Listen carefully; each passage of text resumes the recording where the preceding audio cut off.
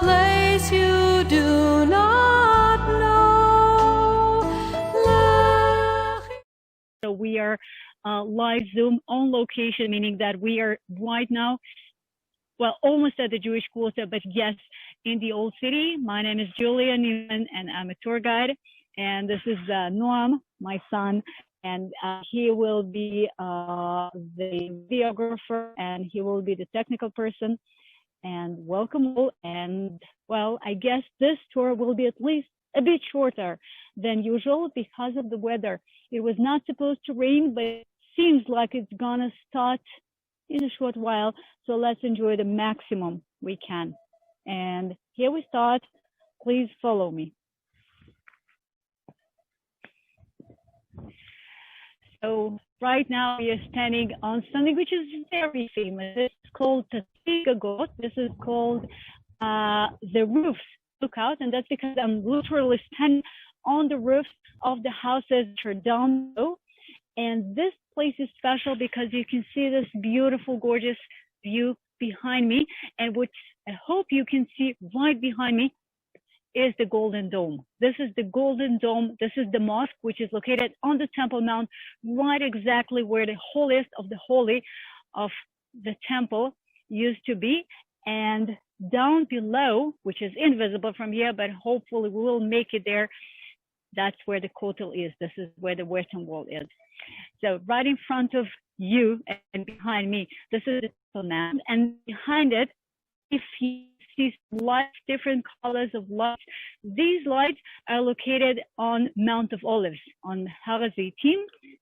Yeah, well, Noah said it. You can see the bell tower of the Russian church, which is there. Anyhow, whatever lights you see behind and on top of the Golden Dome, this is Mount of Olives.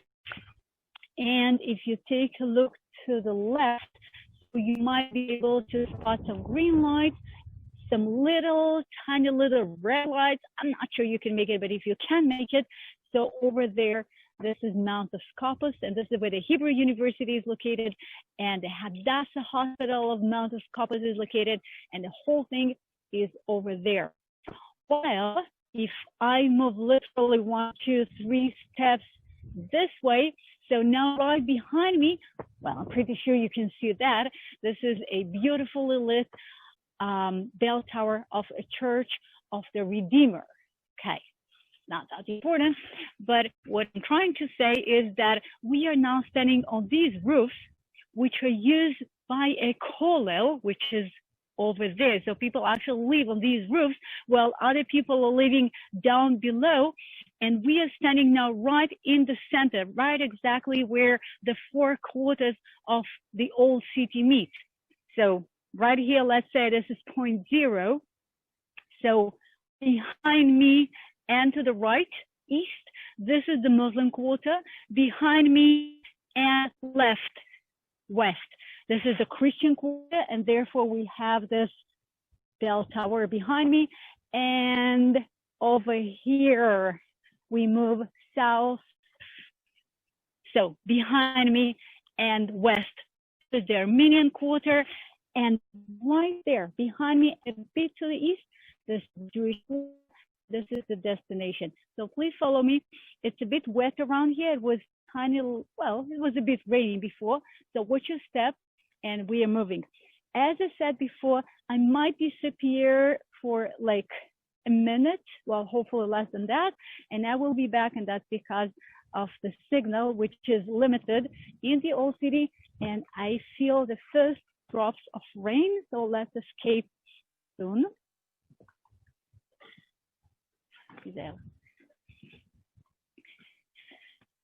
Just before we're getting downstairs, I would like you to take a look over here. You see there is a wire, so nobody will throw anything, nobody will fall down there. And this is, well, you might even recognize if you've been to Jerusalem before, this is the main market street, the main bazaar or shuk street, which leads directly to the main gate, the Jaffa gate.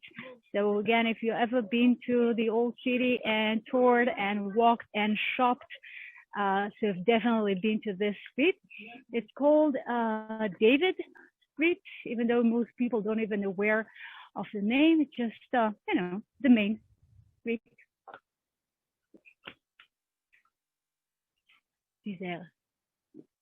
Well, I told Noam to watch his steps, so please do the same. We have this metal stairs, which is a bit slippery now after rain, but we will be very careful. And as soon as we make it downstairs, which is now, okay, right here, uphill, you can see the street of St. Mark. And if we start walking into St. Mark Street uphill, we will be making it into the Armenian quarter, but we're not here for that now. If we start walking downstairs into here, and you can see this bright light behind me, so we will make it into the Bazaar Street and basically into the Muslim quarter. But we are going to the to the Jewish quarter, and this is the Chabad Street. So if you had any doubts that we're talking about the Jewish area, so now you have no doubt.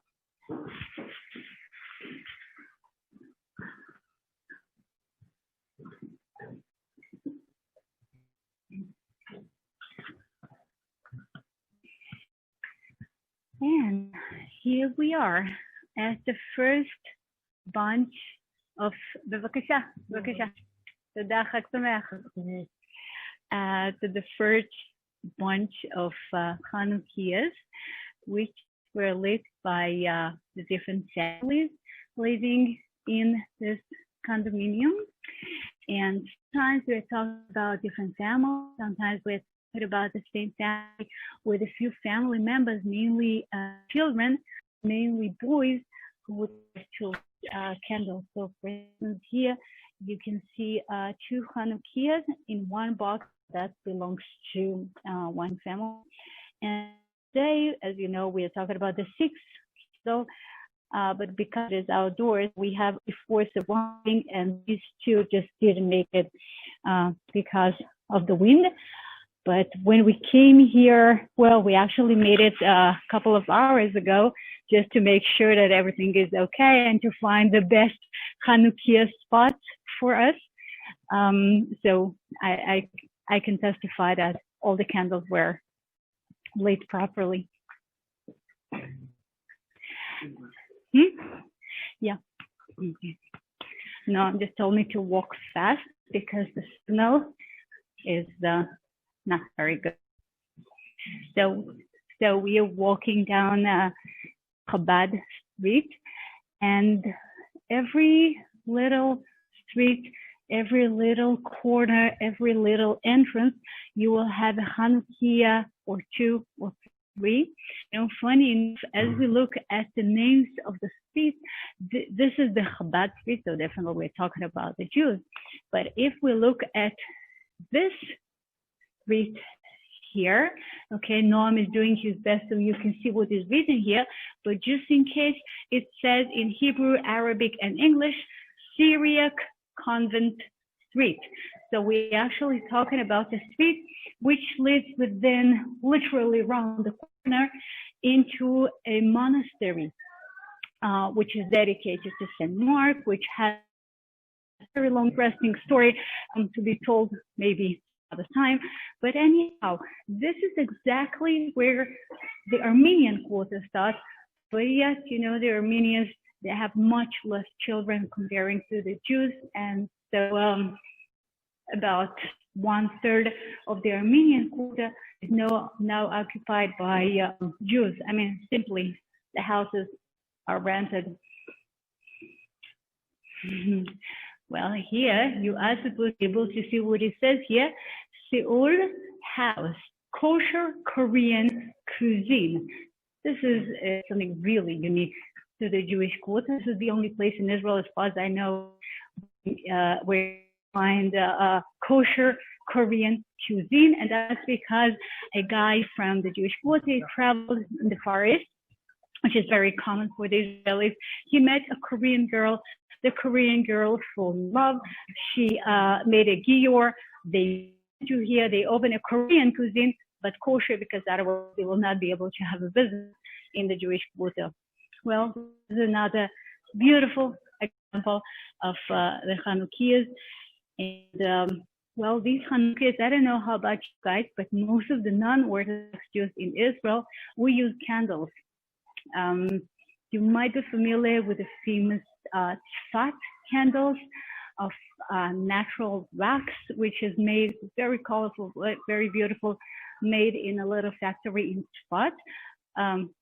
Well, next week we have a tour of Tzfat. We will be talking about Kabbalah. We're going to talk about different things. I don't think the main shop for candles will be open, but I will add some photos. Anyhow, so most Jews, non-Orthodox, they use candles, special Hanukiah candles. And the Hanukiah candles are designed so they will be lit for at least half an hour, because this is the mitzvah, this is the tradition. You have to have the candles for at least half an hour. Then you can have them for longer. But anyhow, as you know, you're not supposed to extinguish them. I mean, the moment you lit the candle, they should stay till they stay. The longer, the better. And so, for example, the Hanukiah, which is at the Kotel, works 24/7 for 8 days of the Hanukkah. And then the Orthodox, instead of using candles, they use olive oil, as it was used in the times when the temple was still there. So you can see these little cups with pure olive oil, and then they would light the candles, and some will stay for half an hour, some will stay for 2 hours, and some will stay for 12 hours. Again, the more, the better.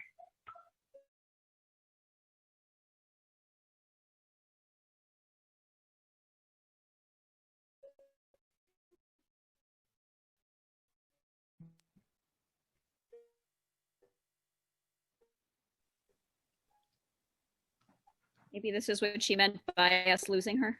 Yeah, just hang on. She'll pop back in. It's probably just a signal issue, since they're sort of covered by a building above them. It's really beautiful. See all these. Yeah, I had no idea they expressed the Hanukkah lighting in that method.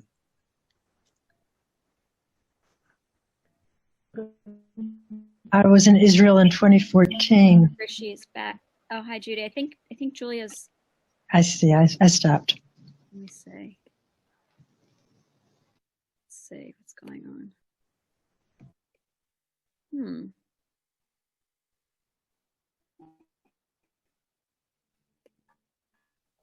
Do a chat. Tell her loss of signal. Yeah, I am. I'm gonna send it to Noam actually. Yeah, he'll signal her.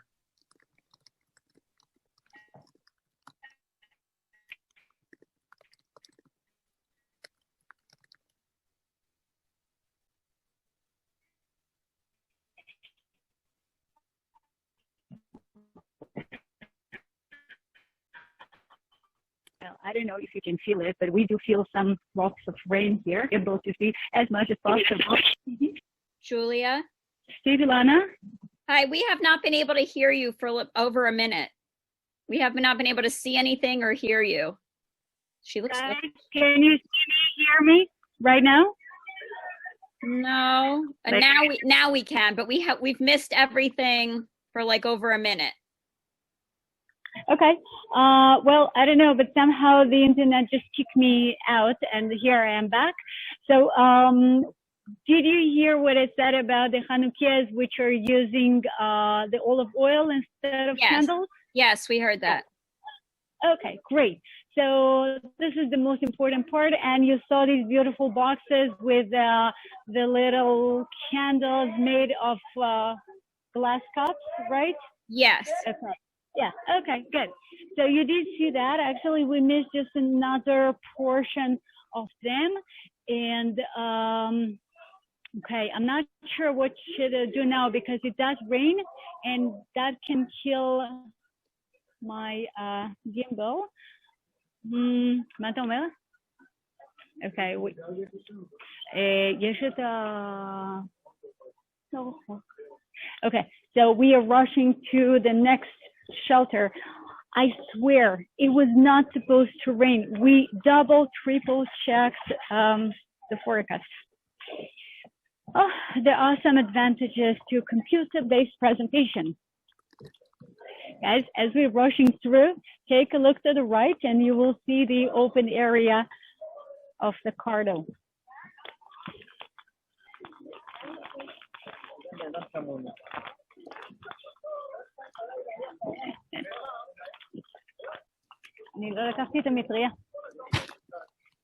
I left my umbrella in the car because it was so bright and beautiful. There was no chance of rain, and now it's rain.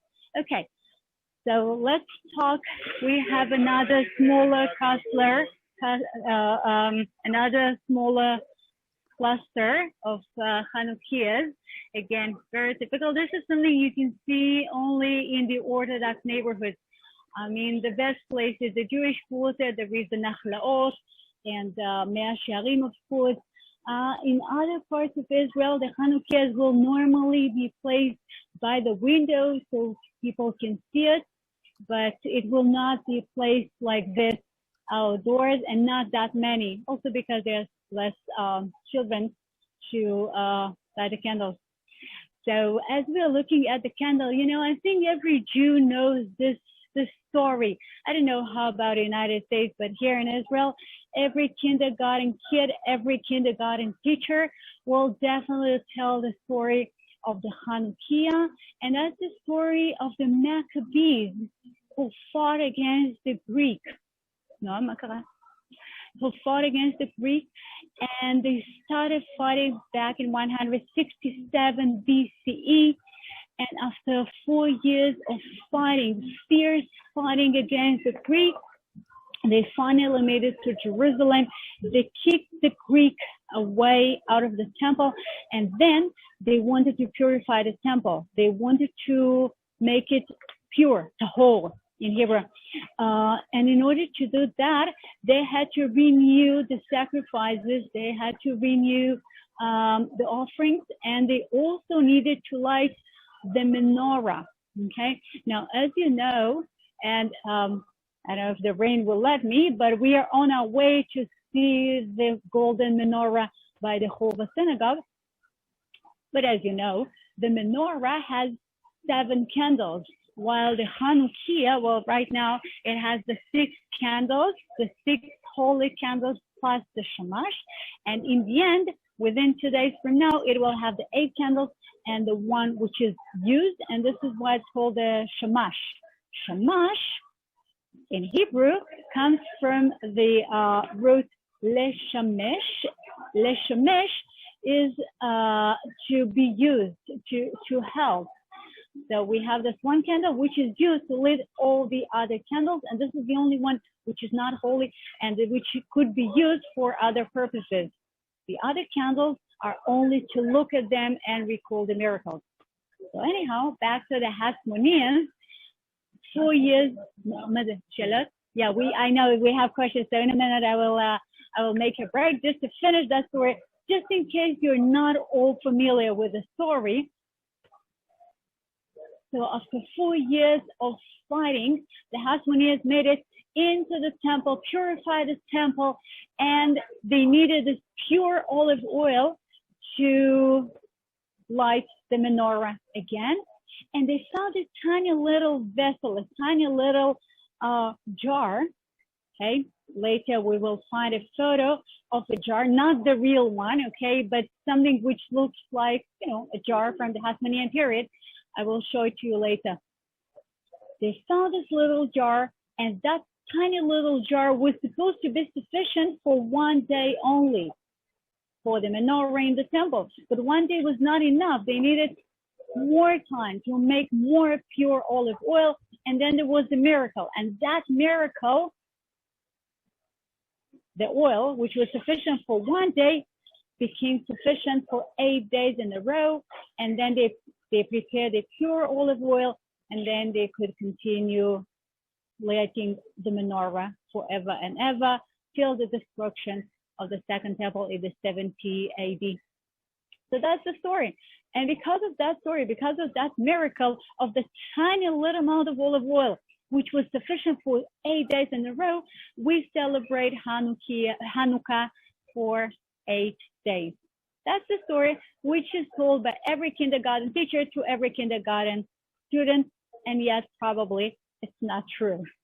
So I will be referring to the true story later, but now we have some questions. So let's see, Noah will, maybe I will read it for myself. Okay, so the question is, how is the shamash used with oil lamps? All right, well, it is a good question, and the answer is that this is not this shamash which is used. I mean, they use a candle or a match to light the shamash, and then they use this other shamash, let's say a candle, to light the other candle. So, like in these oil lamps, the shamash is not really meshamesh, is not really used, but it is placed there because if you don't have a shamash at the Hanukkah, so theoretically you're not allowed to enjoy the light and the heat of the candles. I mean, obviously you do, but theoretically the candles are just to look at, and the shamash provides the light and the heat. Okay. Julia? Yeah, they put it. Okay, just a sec. Somebody wrote they put it on the left because the mezuzah is on the right. That creates a more holy entrance, as far as I know. Yeah, that's true. For the most part, it works like that, but it's not necessarily so, and it really depends on what is more convenient. Like, as you can see here, it does work this way, but in other houses you can see that the candles will be same side as the mezuzah. But you are right. I mean, ideally, yes, because then when you walk into the house, you are surrounded by this holiness and this protection from both sides. Yeah, are the boxes attached to the wall?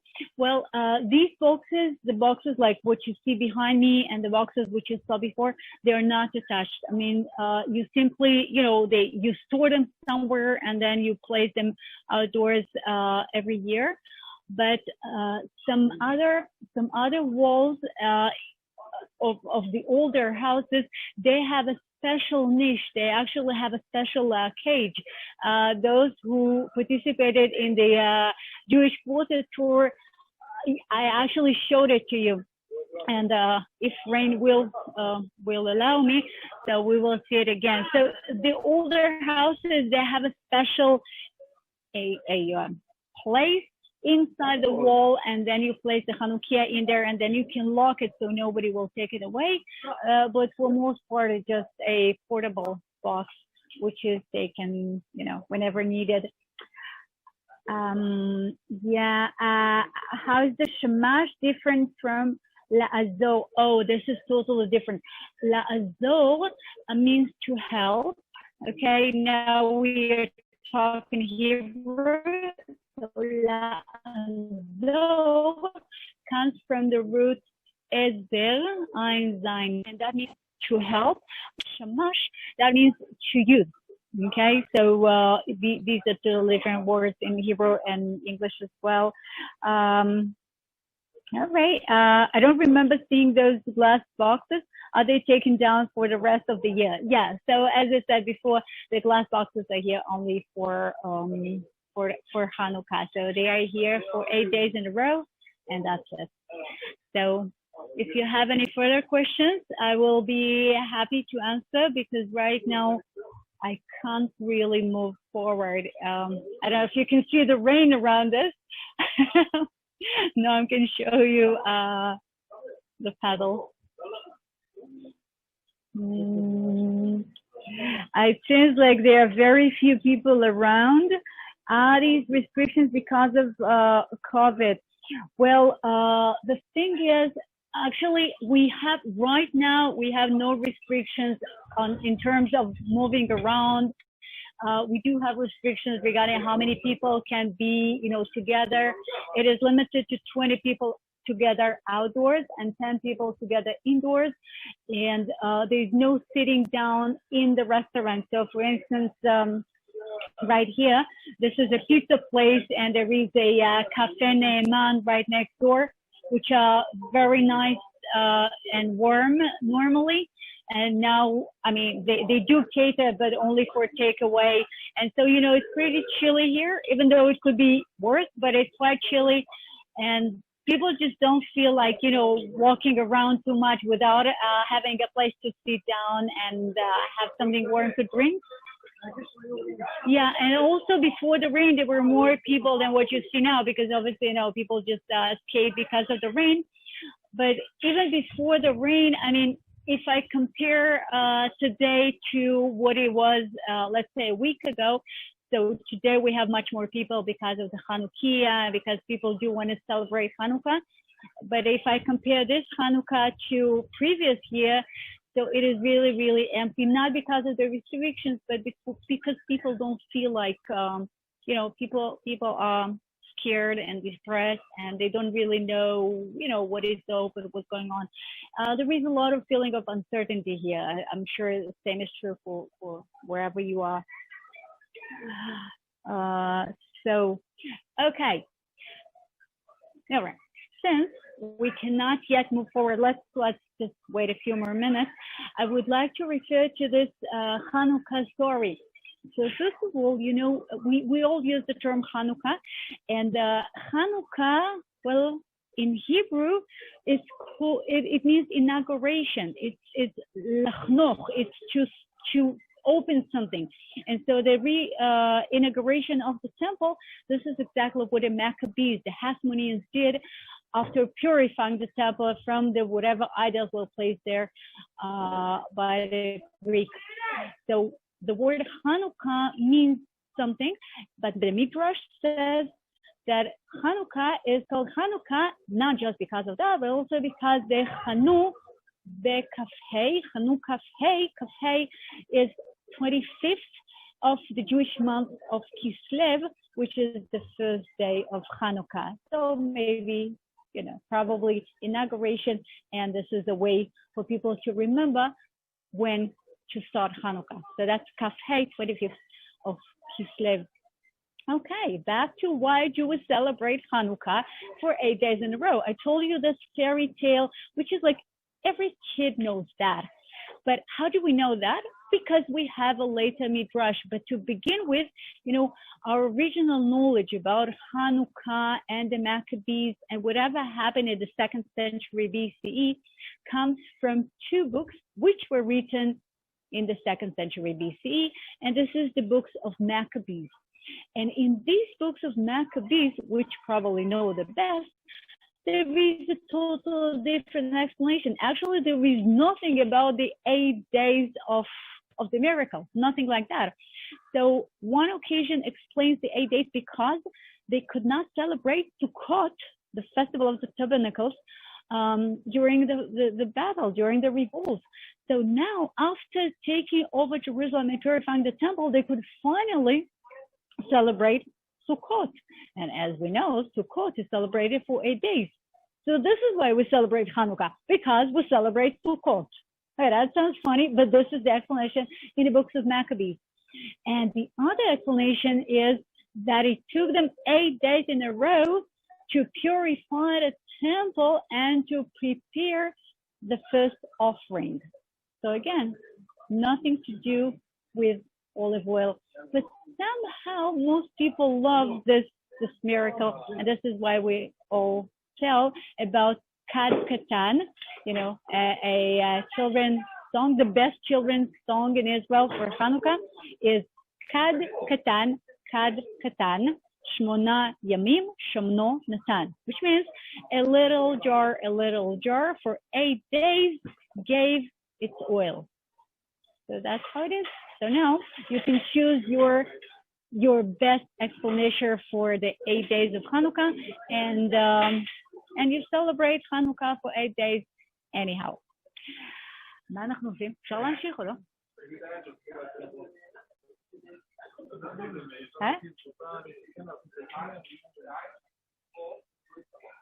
Okay, we decided that we will risk our gimbal, the stabilizer, and we will walk again pretty fast towards the Hoover Synagogue and the Menorah, because this is something you must see for Hanukkah. So please follow me.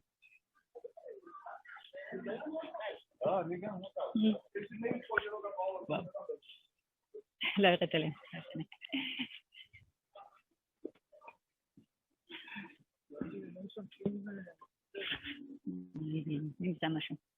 נמצא משהו.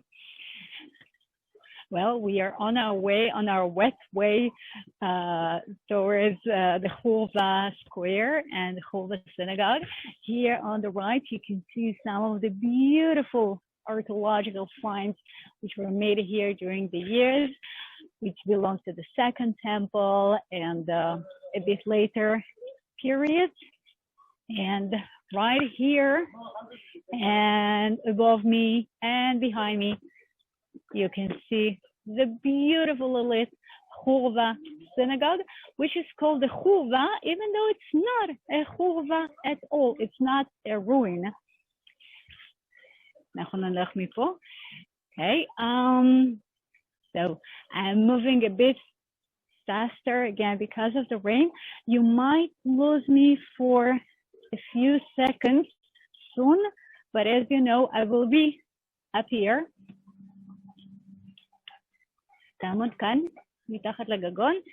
All right, now I just placed Noam and the gimbal under an awning, and now you can see the beautiful Hoover Synagogue behind me.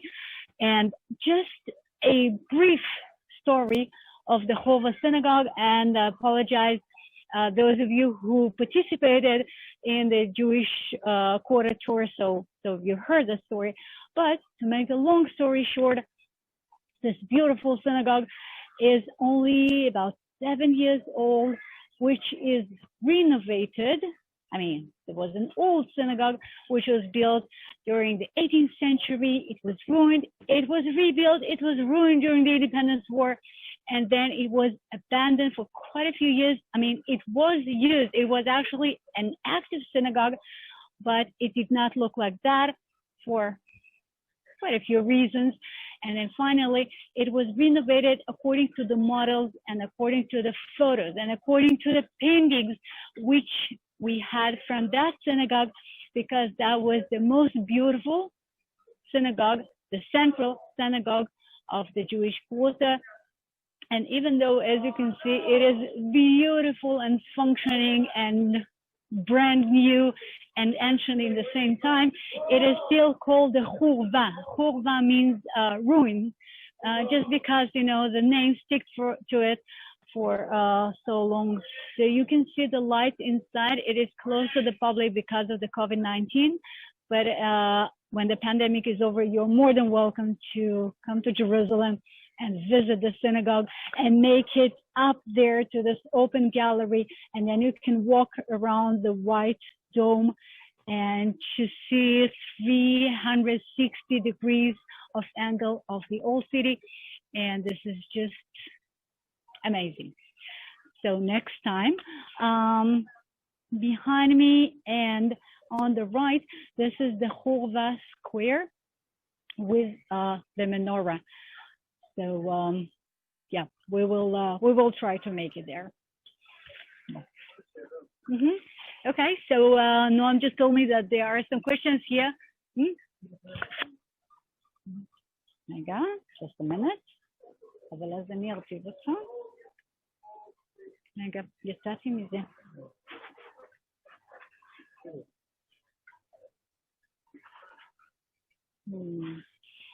Okay. Doesn't mean dedicate.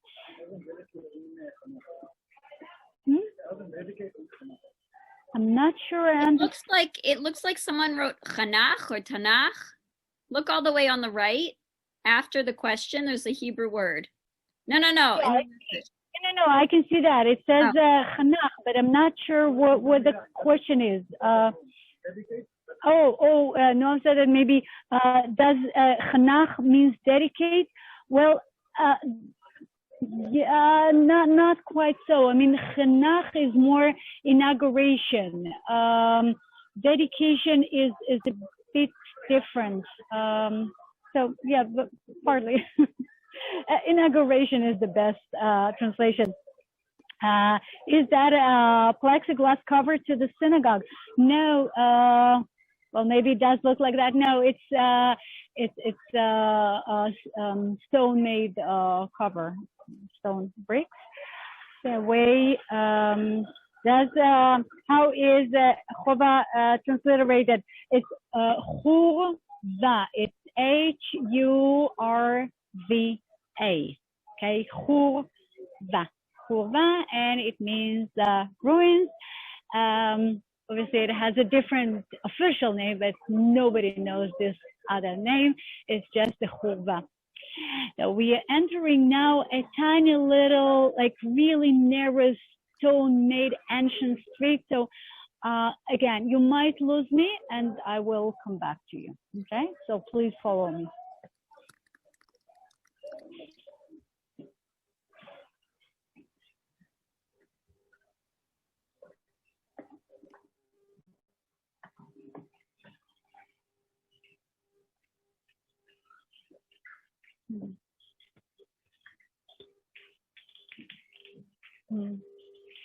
Okay, well, right here you can see a beautiful Hanukkah, which is, well, it looks gold-plated, and don't think this is real gold. It's standing on this plastic chair just outdoors, but it is beautiful and impressive.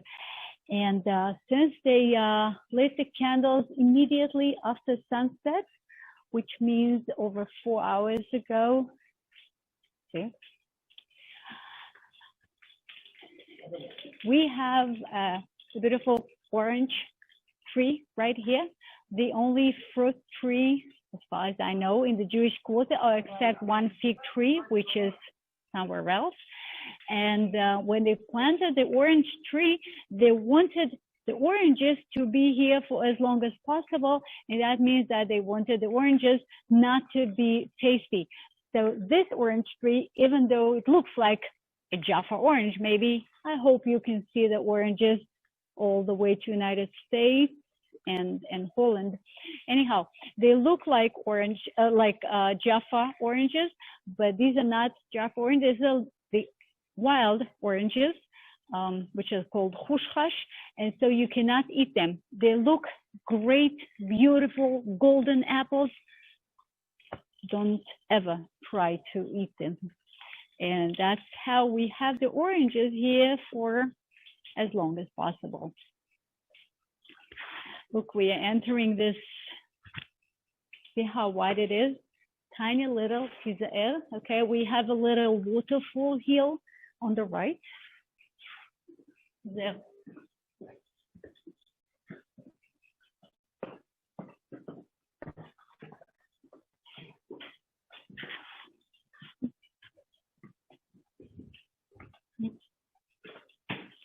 Okay, again, I hope you can see me.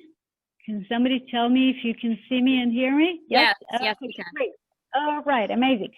So here we are in this very narrow, very old, actually one of the very few surviving original ancient streets of the Jewish quarter.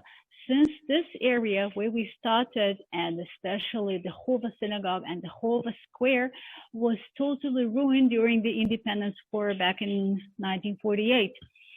And after the 6 Days War, when Jerusalem was reunited, and after the Jewish quarter was restored, it was restored in a better, more open, more modern way.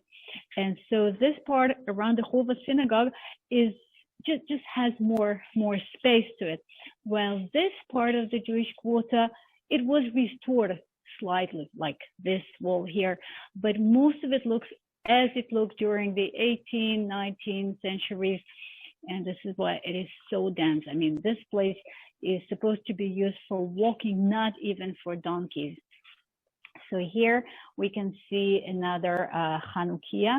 You see, these guys here, they place really big glass vessels with a lot of olive oil. That's quite expensive, you know, when you use the best, the pure virgin olive oil for the, I mean, here we're looking at maybe 40 shekels, okay, around 40 shekels per day. That's quite a lot of money. You know, 40 shekels is around $13, okay, per day. And most people who live in the Jewish quarter, they are not wealthy. You know, they are okay, but not more than that. So this is another one of these boxes, which are not here year round. While the neighbors here, they have this special niche, which I've mentioned before. They have this beautiful Hanukiah inside. And since this Hanukiah is beautiful and probably precious, so this thing is well locked and it has these metal bars, so nobody will walk away carrying their menorah. And this is something which is typical to this area because this is the oldest surviving one.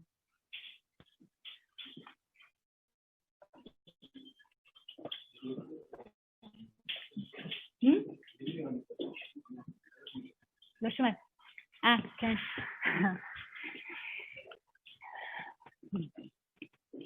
Well, this is another spot which we virtually visited on the Jewish Quarter tour.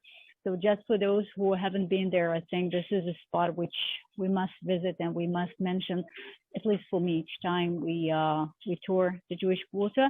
And this is the common grave of the deceased and killed during the siege of the old city during the Independence War, since there was no way to take the dead away to the cemetery of Mount of Olives.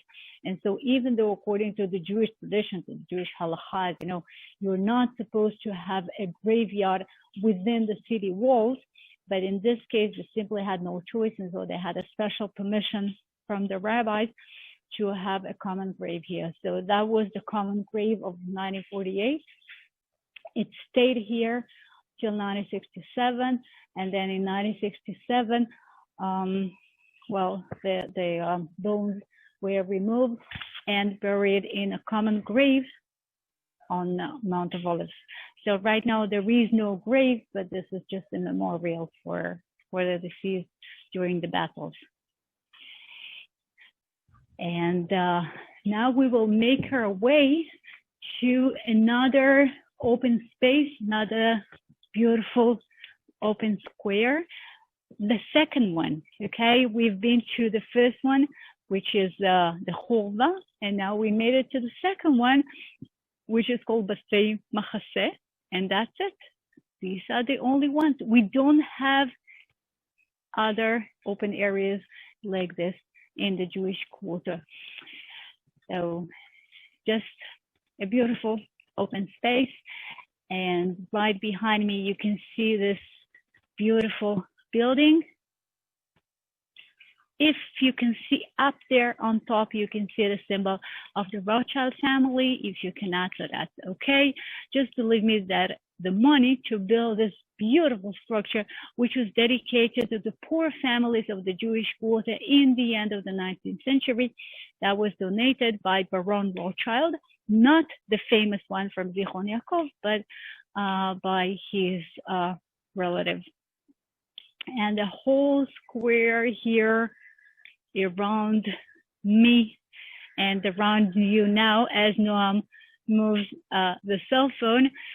So imagine that the whole thing was full of tiny little poor homes, shacks, families.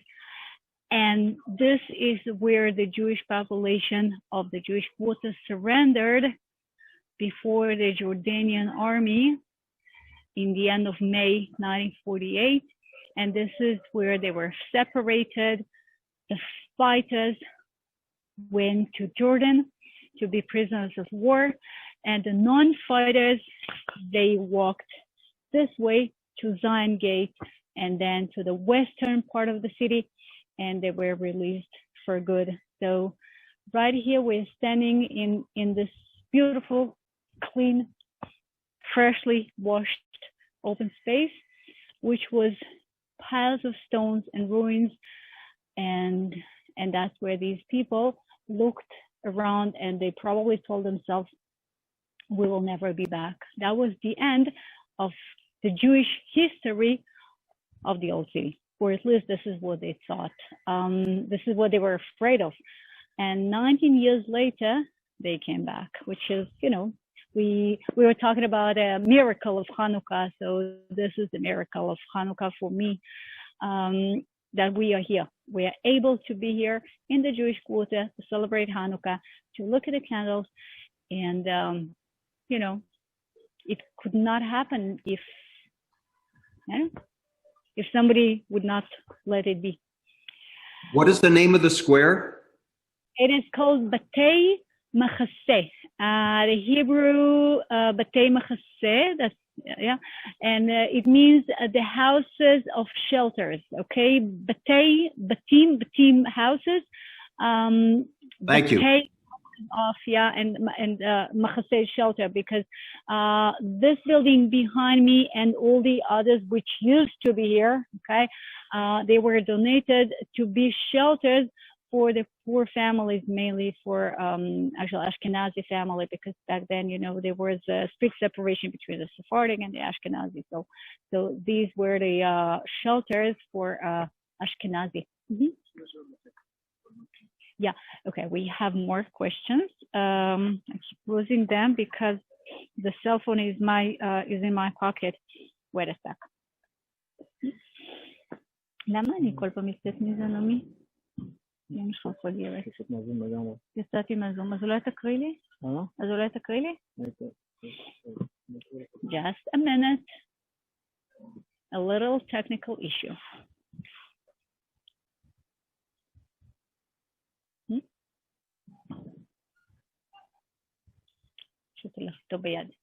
Well, probably I have to walk with the cell phone in my hand, because the moment I put it in the pocket, something presses something, and then I lose the Zoom.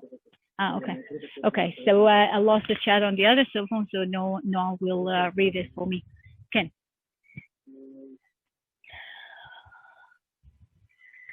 Does the family living in Jewish culture often own their own?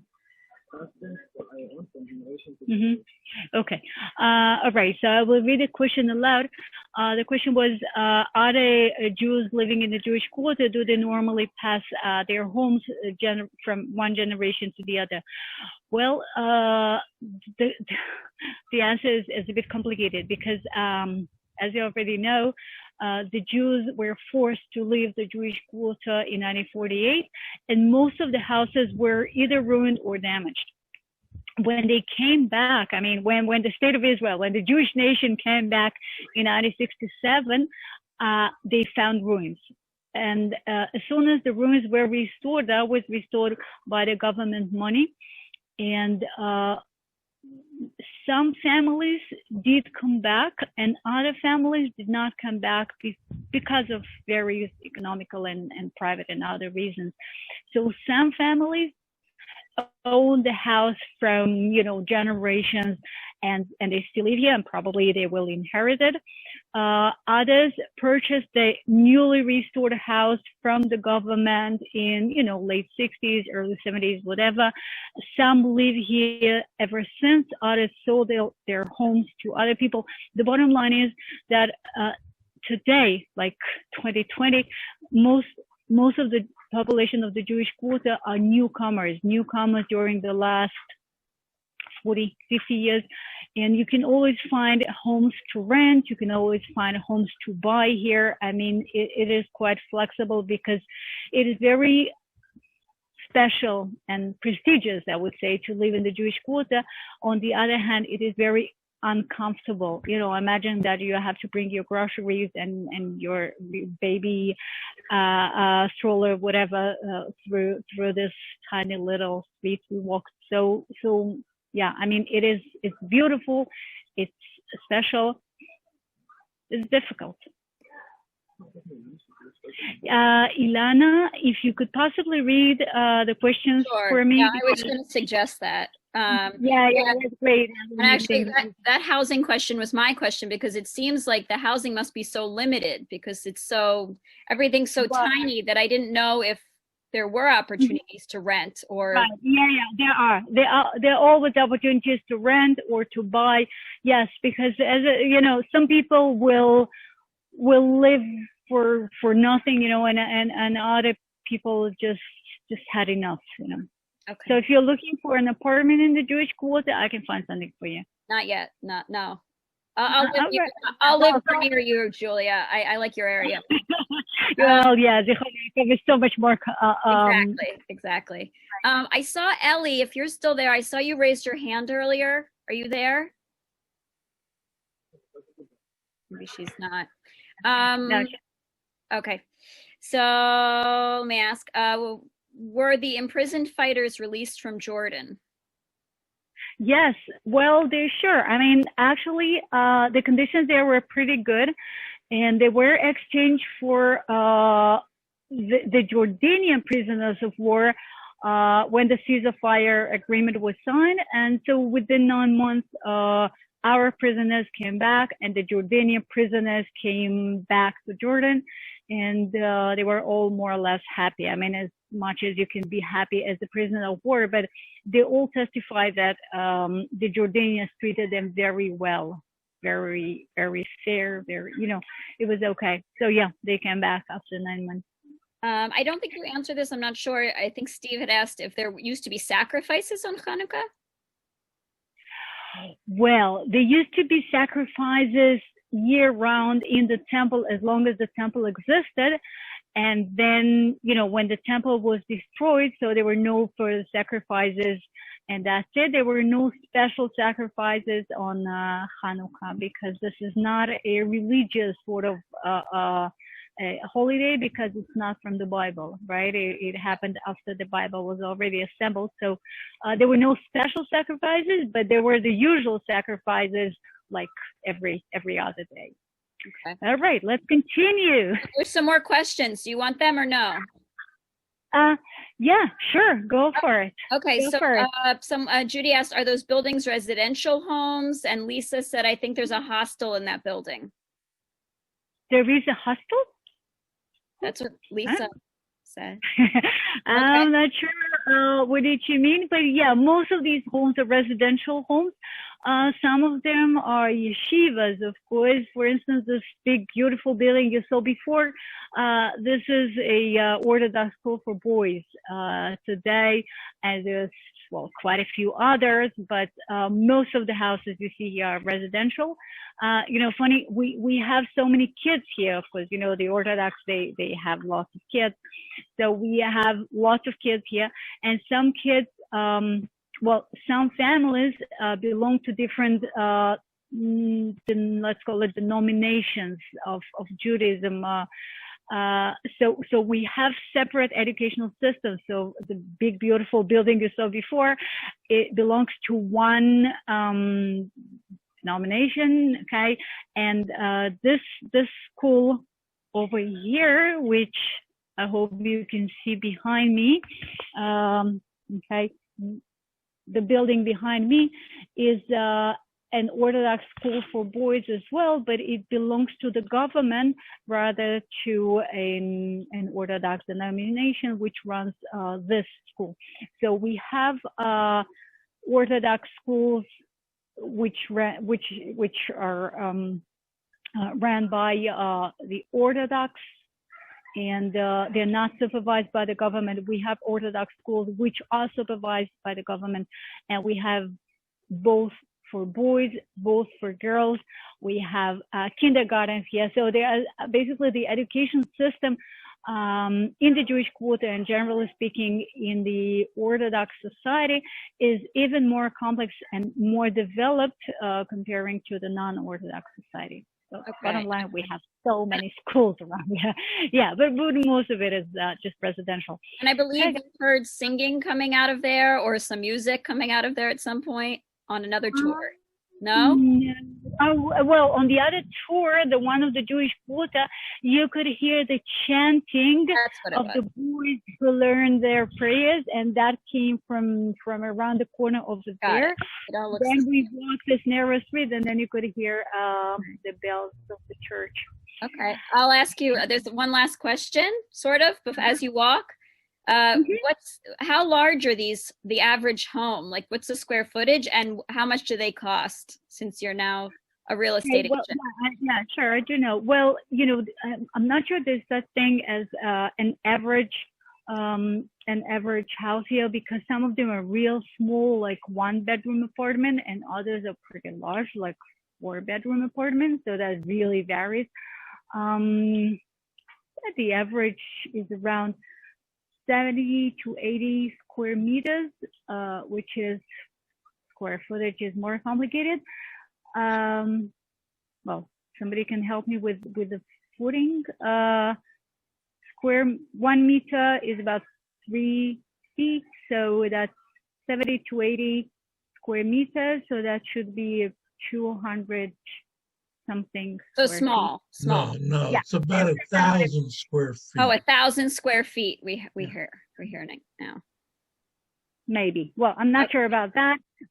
Somebody might do the calculation fast. So that's the size and prices. Well, definitely depends on the size. But for approximately between 1 and 1.5 million shekels, okay, which is around, let's say, average of 400,000 US. Okay, you can get a average apartment in the Jewish quarter, which is not that bad. Thank you. But again, that's because it is no easy to live here, and because you have to be Orthodox, and most Orthodox, Okay. That was the last question. Thank you, Julia. All right. So we are on our way.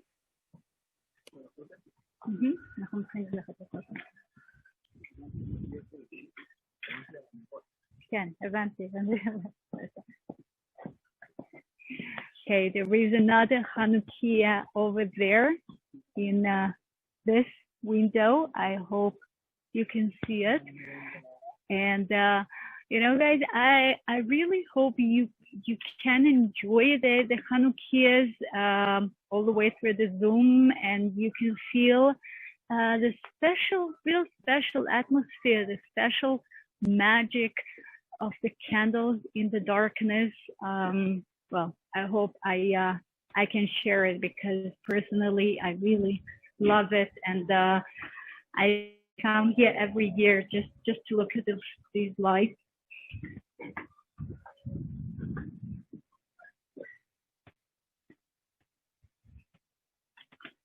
In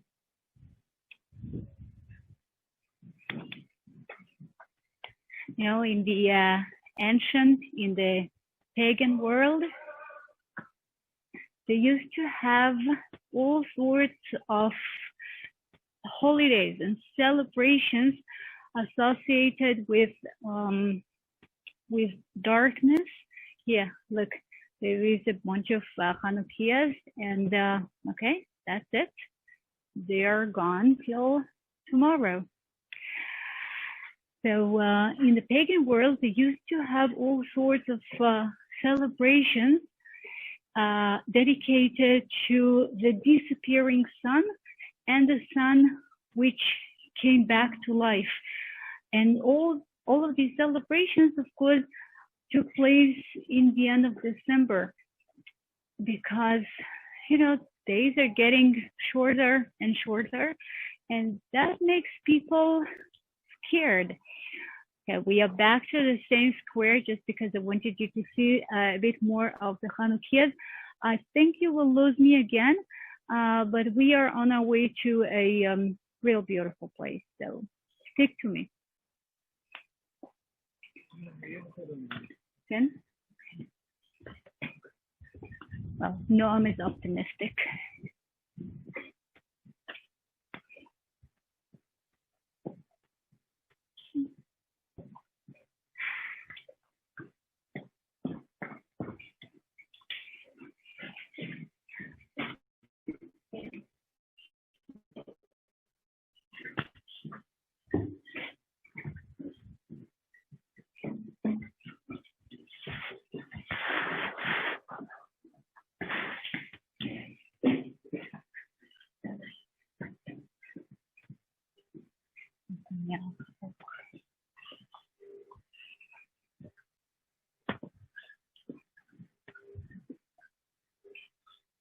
אנחנו נעשה חזרה למנורה ונסיים שם, אני לא אלך כבר לכותל.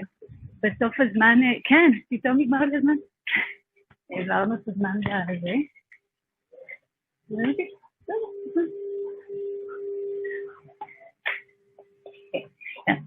Just wanted to make sure that you follow. We're hanging in real nice. Okay, now we are back to the Hoover Synagogue. Of course, I'm sure you could recognize it now. Which is step, we are walking downstairs.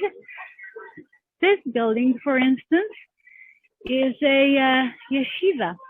This one here, okay, this is a yeshiva, and it's not just a yeshiva, but it is a Kabbalistic yeshiva, and people who study here, they focus on Kabbalah, on the secret teaching and the secret meaning, which is hidden and coded in the Bible. And that's something which, takes us to next week, because next week we are going to have a special Christmas tour of Tzfat. Since we're not going to Bethlehem, this is impossible this year. And I also understood that this is not what you'd like to see most. So I was thinking, where should we go, which will be special and spiritual and different. So we are going to Tzfat, and Tzfat is dedicated to Kabbalah, to that secret teaching and secret understanding, which must be transferred from a teacher to a disciple. So this is a Kabbalistic yeshiva over there. One of the greatest, the most important Kabbalistic rabbis was born here in the Jewish quarter, not far away from us now. His nickname is the Holy Lion, Ha'ari HaKadosh. And next week we're going to talk about this guy. So just keep in mind that Ha'ari HaKadosh was born in the Jewish quarter. Here we are. Next week we're going to Tzfat, where he studied and taught and created Kabbalah as we know it today. So right in front of me and behind you, this is the Hoover Synagogue. And right behind me and in front of you, this is the Menorah. And the Menorah, as we know, is not a Hanukiah because it has the 7 candles to it. And this is the Menorah which is described in the Bible, in the Torah. And in order to have this menorah working, you need the pure olive oil, which was given, according to the tradition, by the miracle of the tiny little jar. So this is the menorah, and the Hanukiah will have the 9 candles.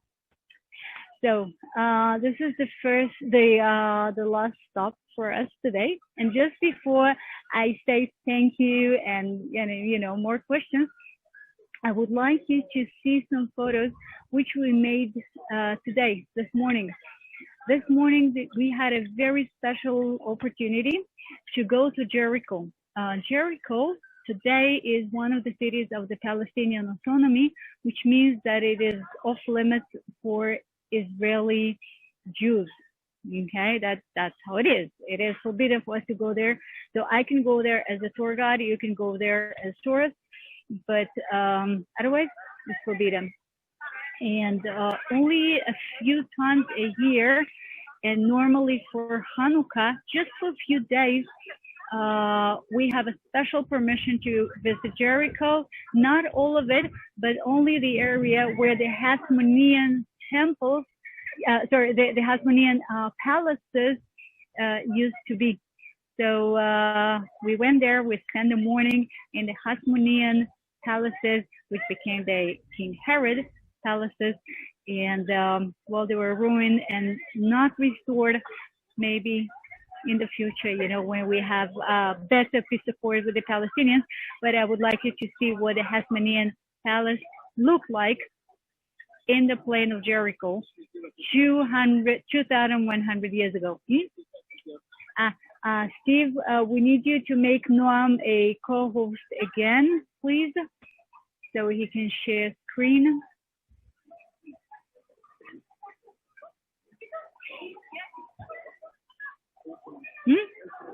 מה? פשוט תביא לי. Okay. Yep. Okay. We will find photos. So I will, just show you a few photos. It is special for everybody. It is special for every Jew, and it is even more so for me because I don't normally go there with my son. So I hope you can see that photo. Can you see a photo of Noam standing on stairs? Yes. Okay, great. So this is Noam, and these are the stairs leading into a mikveh. Now, a mikveh, or the ritual bath, it is, well, I will just say that this is one of the most ancient and maybe the most ancient mikveh ever found. This is a mikveh which was functioning during the times of the Hasmoneans, which was functioning about 2,100 something years ago. One of the most ancient mikvehs in the world, at least known today. And Noam is standing on the stairs leading in there. So just imagine that it's full of water. These are the two swimming pools which were used by the Hasmoneans, later by King Herod. And this is one Aristobulus, the high priest, one of the Hasmonean descendants, were killed by the Roman servants. And here, that was partly excavated and partly restored. And this is part of the twin palaces of the Hasmonean brothers. You can see Noam and a bunch of other Israelis sitting down listening to the guide. That's not me, of course. And you can see two brave ladies, soldiers, combat, of course, which are here to protect us, the tourists, because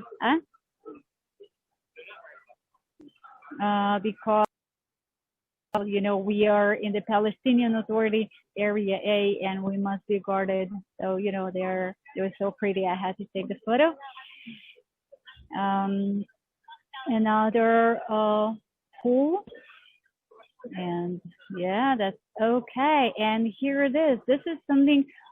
Well, the archaeologists believe that this is a synagogue, and if it is indeed a synagogue, this is the oldest known synagogue. Again, we're talking about a synagogue from the Hasmonean period, so it is older than the synagogue in Masada. It is older than the synagogue in Magdala. It is the oldest known synagogue, which is, again, what can be more special and symbolic than visiting a synagogue in Jericho for Hanukkah. Yeah, and more ruins. And this is a special technique which was used by King Herod the Great. So each time you see that specific technique, you know that it was built by King Herod the Great. And this isn't just a panoramic photo I took for you to see the desert and to see how many cars are there. There were just thousands of people who enjoy this opportunity of visiting Jericho for Hanukkah.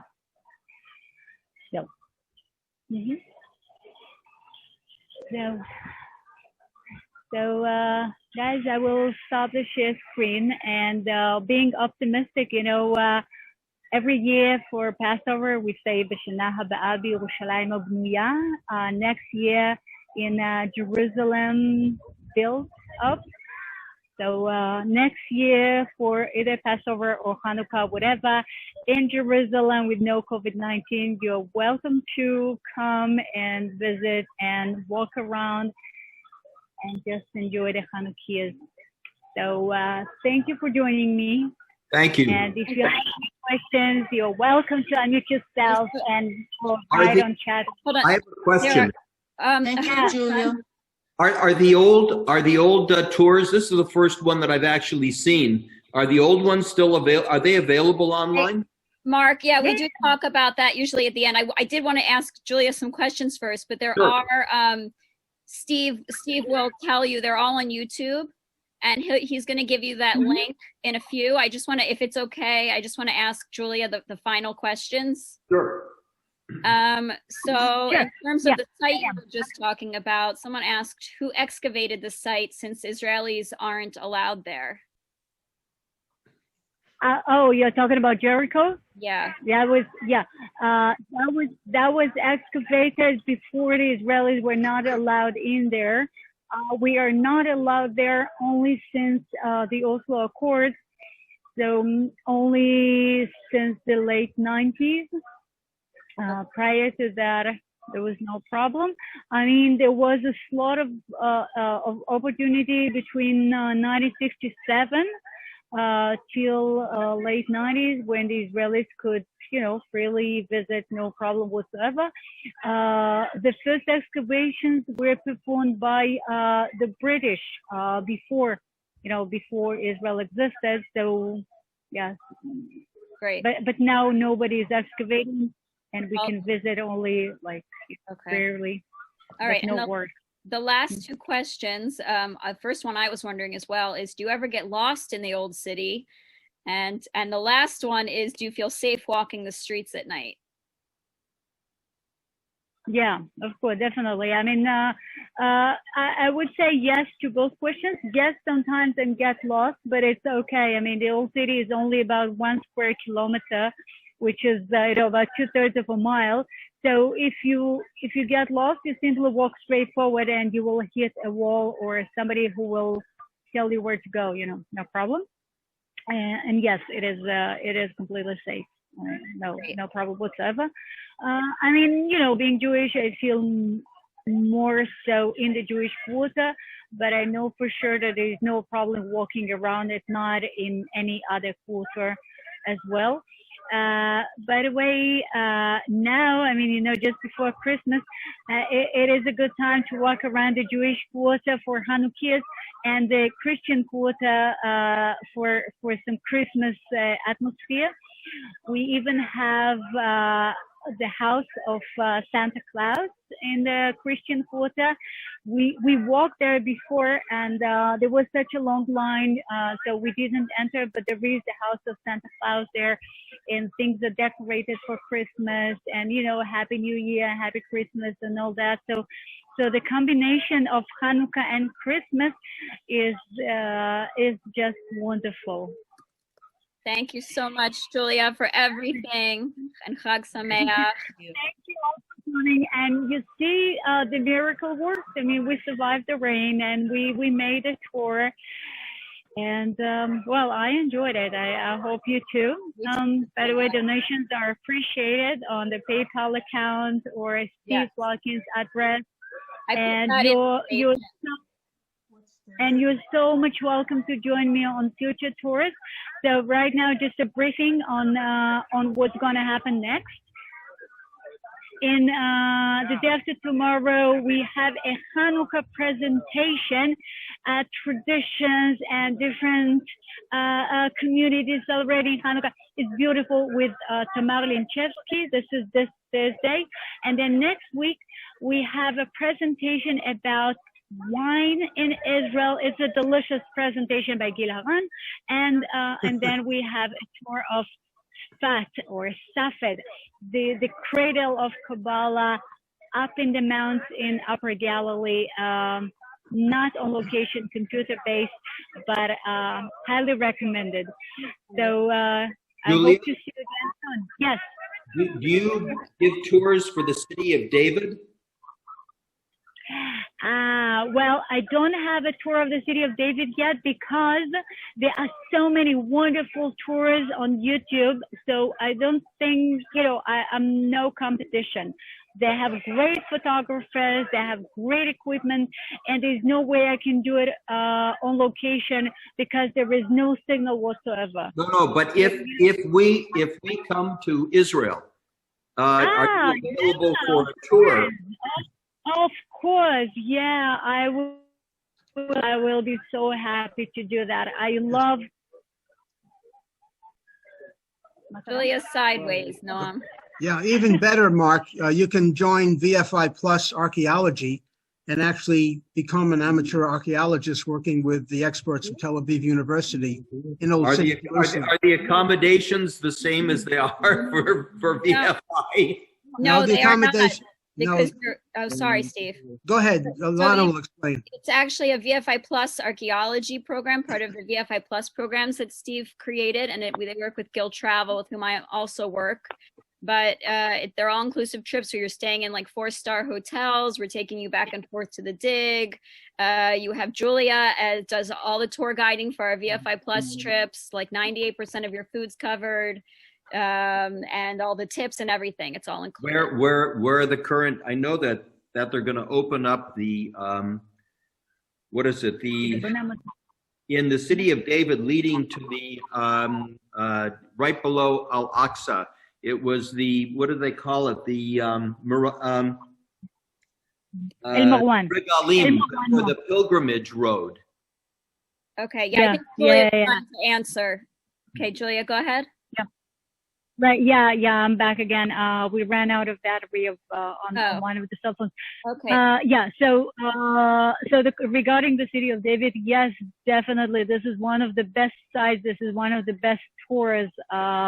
So whenever you come to Israel, like physically, just contact me and we will have an amazing tour of the city of David. The Temple Mount is open to non-Muslims on certain days and certain hours, but we are not allowed into the mosque. So one of these mosques is the El Marwan one, which is connected to the Hulda Gate and Hulda Stairs, but from the Temple Mount side of the gate. So if you're not a Muslim, you cannot visit it. I want to congratulate you, Julia, on your 53rd miracle. And thank you, Noam, for helping Julia make it happen. You're both miracle workers. Imagine that. It's pitch black. It's 5 hours after sunset. It's raining. And yet you're able to produce a very credible display of tour and knowledge and everything else. So thank you very much. Thank you, Steve. I mean, I really wanted it to be on location despite all the difficulties. And then next week we are going back to computer and air-conditioned room.